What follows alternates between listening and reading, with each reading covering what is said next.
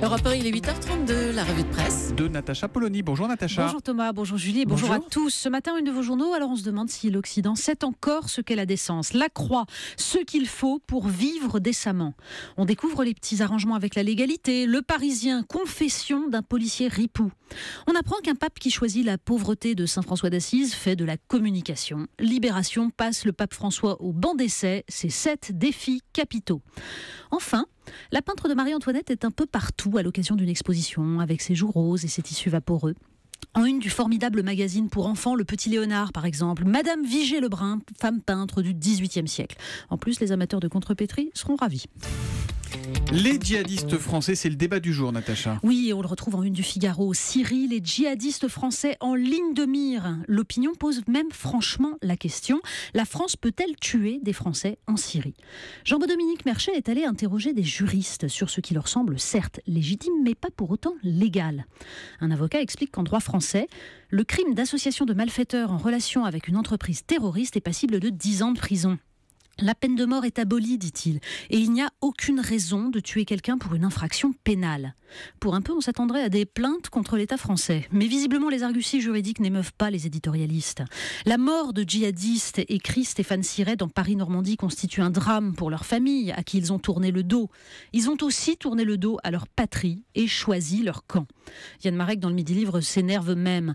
Que va-t-on chercher ? Y a-t-il une différence entre les frères Kouachi qui attaquent notre démocratie sur notre sol et ceux qui, depuis Raqqa, fomentent ces actes? Disputer cette partie avec nos règles, c'est l'assurance de perdre la guerre du terrain. Tout ça dans un contexte de débat sur l'islam, Natacha. Mais oui, d'ailleurs, c'est sans doute en amont qu'il faut agir avant qu'une jeunesse perdue ne se radicalise. C'est pourquoi le débat entre Alain Finkielkraut et Pierre Manant dans le Figaro est intéressant.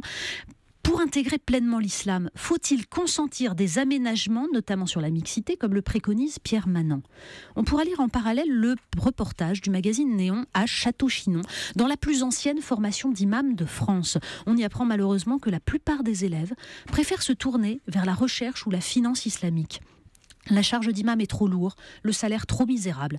Alors sur 1800 imams qui exercent dans notre pays, 30% seulement sont français. De la politique française. Oui, très loin de ces réalités, on a le petit monde des pages politiques. Alors celui de la primaire à droite dans le Parisien et cette jolie petite phrase de Nicolas Sarkozy, 10 000 bureaux de vote pour la primaire, ça me paraît pas réaliste.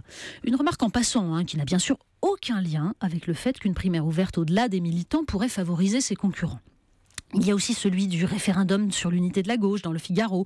Un référendum dont Guillaume Tabar nous prédit qu'il devrait permettre à Jean-Christophe Cambadélis de brandir un beau score de 80 à 90% de oui, puisqu'à l'évidence, seuls ceux qui veulent l'unité iront voter.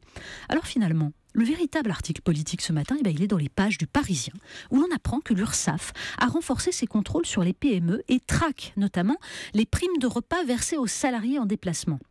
Des primes exonérées de charges et non fiscalisées.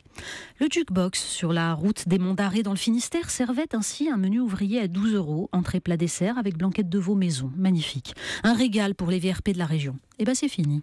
Avec les contrôles de l'URSSAF qui frappent sa clientèle, le restaurant routier a perdu 30% de son chiffre d'affaires. Les VRP iront avaler un sandwich dans leur voiture. Revoici le principe de précaution qui fâche, qui vous fâche, Natacha. Oui, pendant ce temps, le Monde nous raconte comment l'État s'est lancé dans l'abattage des bouquetins du massif du Bragy, en Haute-Savoie, pour éviter une contamination à la brucellose qui a occasionné, rendez-vous compte, des symptômes grippaux chez 2 personnes en 10 ans. Donc, abattage systématique avec hélicoptère, 200 gendarmes pour boucler les accès au massif. Sur les 70 animaux abattus, 10% seulement étaient porteurs du virus. La brucellose, rien à voir avec Bruxelles, on est d'accord. C'est une autre maladie. Bienvenue au pays des cartes merveilles. Oui, c'est un très joli reportage dans Néon, le pays des cartes vermeilles. Le journaliste Mathias Chaillot a passé 5 jours aux Orchidées, une maison de retraite comme il en existe tant, avec ses pensionnaires bougons, ceux qui se disent qu'ils ont bien vécu, ceux qui ont été déposés par un conjoint oublieux ou ceux qui sont venus en couple pour ne pas se séparer. Monsieur Génaud, en demi-pension, à qui on ne donnerait pas ses 93 ans. Pas la peine, répond-il, je les ai déjà. Il aurait voulu faire du music-hall, mais c'était en 42, sa mère n'a pas voulu qu'il parte. Il est devenu agent de la sécurité sociale. Un joli rôle aussi, dit-il, mais c'est dommage que le personnage meure à la fin. Et puis il rit. On termine par un petit tour au bureau. Oui, ça c'est aussi dans Néon, on trouve un passage en revue de toutes les postures possibles au bureau. Alors regardez autour de vous, vous savez la façon de se tenir devant son ordinateur sur le fameux fauteuil à roulettes qui tourne. À chaque fois, vous avez l'analyse du chirurgien orthopédiste, de l'expert en langage corporel et de l'anthropologue. On a donc la diva, les jambes croisées sur le côté, très mauvais pour le dos, signe d'indécision, mais posture plutôt féminine. Le pacha, vautré sur son fauteuil, les jambes allongées, alors c'est bon pour la détente. Message de confiance en soi, mais avec un léger manque de propension à l'effort. Preuve du peu d'adaptation en fait à une activité sédentaire. Puis il y a aussi le moine penché sur son écran, le demi-yogi, une jambe coincée sous la fesse, et enfin le big boss, vous le connaissez tous, les pieds sur la table, affirmation du territoire, manque d'égard envers autrui. Vous savez, le genre à faire remarquer que quand même 10 000 bureaux de vote, c'est pas très réaliste. On les repère vite, ceux-là. La revue de presse de Natacha Polony, tous les matins à 8h30 sur Europe 1, droite sur votre chaise. Vous n'avez rien à dire. Les jambes croisées, quand même, croisées. À voir sur europe1.fr, évidemment.